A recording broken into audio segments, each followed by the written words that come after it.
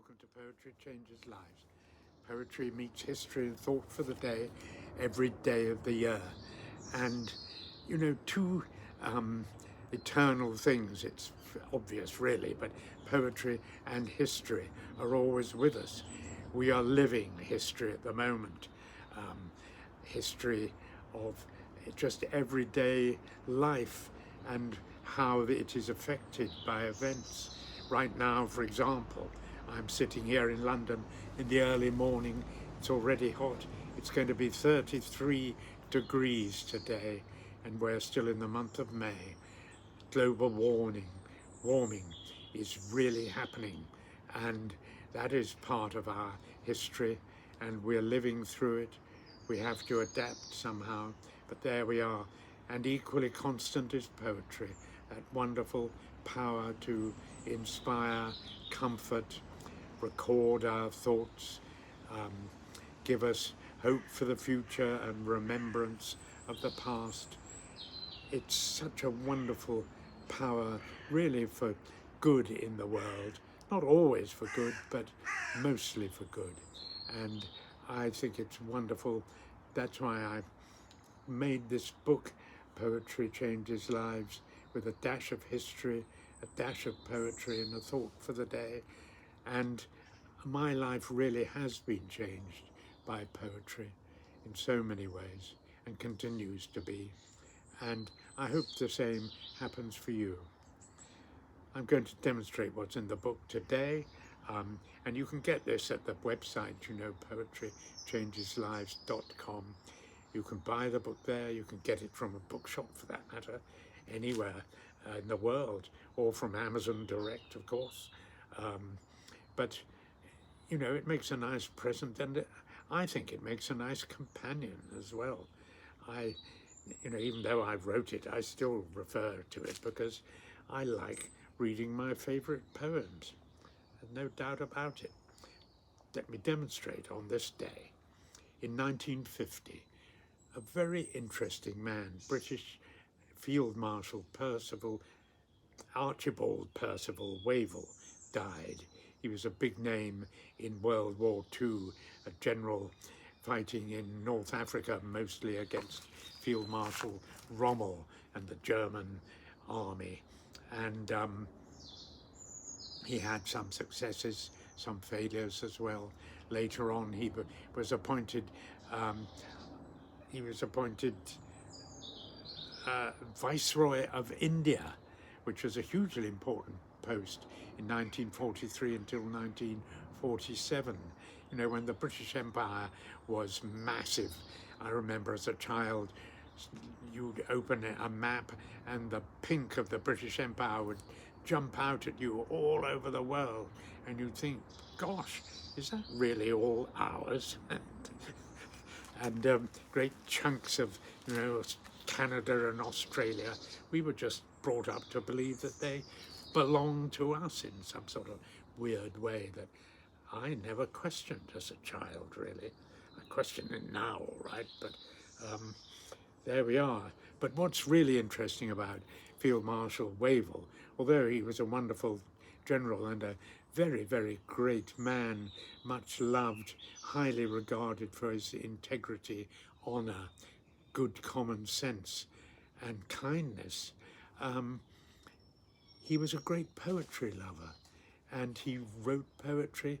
He also, in his retirement, put together a wonderful anthology of poetry called Other Men's Flowers, an anthology of other people's poetry, which is a beautiful book to read today. I remember coming across it as a child, and it really inspired me to go on and look into poetry further. There's some of the very best poems ever written in there, complete with Wavell's very pithy, sometimes, comments on how he came across this poem, or how this poem inspired him, that kind of thing. Really interesting. It really shows the kind of man he was, and I love his choices. I love the man himself, and it inspired me to write this book as well in many ways. because I could see how poetry had inspired him, and I found the same was happening with me. So I recommend that anthology, Other Men's Flowers, by Archibald Percival Wavell.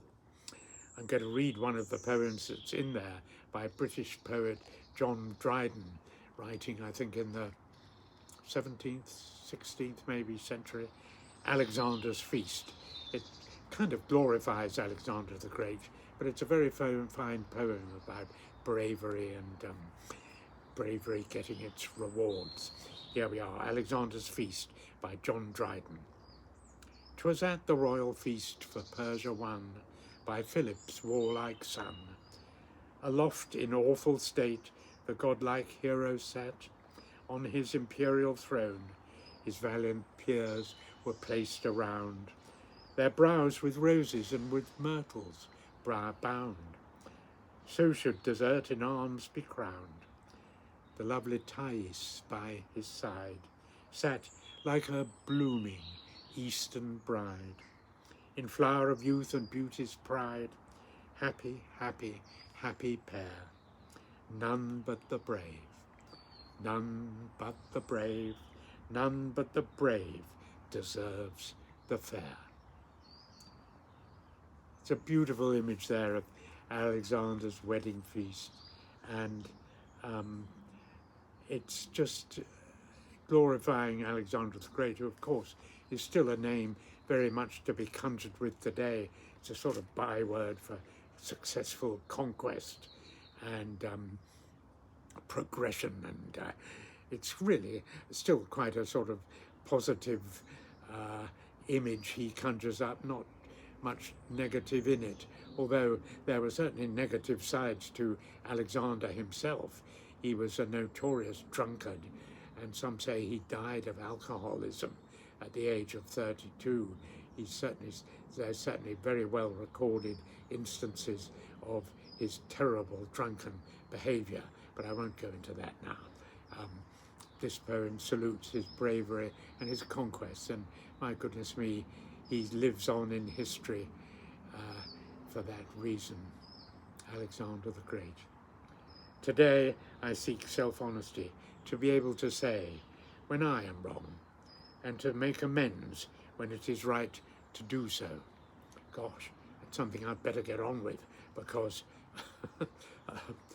making amends is something that is really such a cleansing thing. It makes us see the effects of our bad behavior.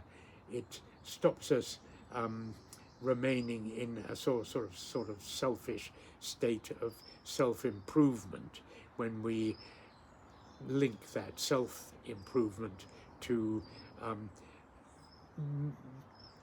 making repairs and reparation for our behavior before we were self-improved. There we are. That's me for the day. I wish you all a good day, and thank you for listening.